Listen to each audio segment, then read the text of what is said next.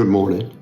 I pray that you are leaning on God's understanding of it all as you and I pass through this crazy world down here.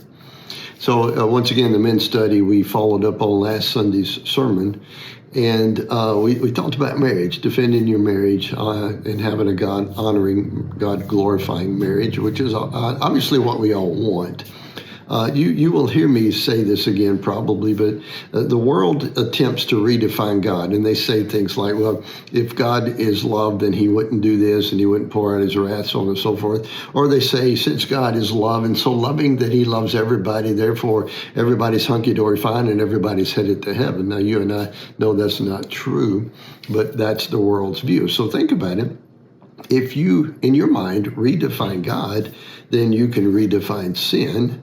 And if you redefine sin, you can redefine things like marriage. And that's what's happening out there. The world says a man can marry a man, a woman can marry a woman, and so on and so forth. And it's just going to get worse. The world's going to be the world.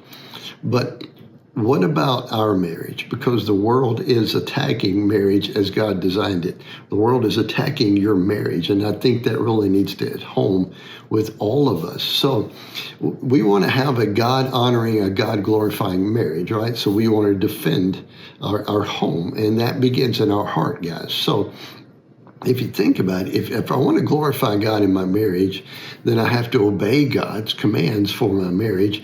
And in order to obey God's commands for my marriage, I have to understand God's commands for my marriage. So the Bible says in Ephesians 5 for the husband to love his wife as Christ loves the church. Now, that's not a piece of cake, guys. It's not going to come naturally. So let me ask you this. Do you understand what that means?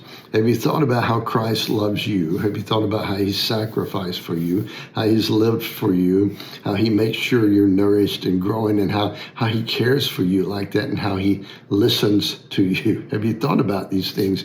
Do you really understand, or have you really sat down and just thought about what does it mean to love my wife as Christ loves the church? Because we need to understand that in order to do it. And let me ask you this. What are you doing in your home purposely to love your wife like that? What do you do? Do you listen? Do you sit down and talk to her? Do you try to understand her? Do you know what makes her feel loved? Listen, guys, we can tell somebody we love them 100 times a day, but that love has to reveal itself, and genuine love does that.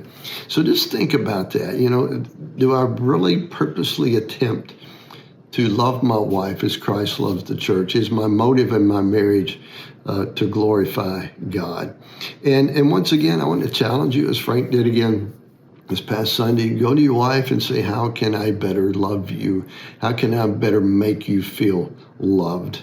And that will glorify God within itself, guys. Think about these things. Take these things with you, and I hope your day is blessed.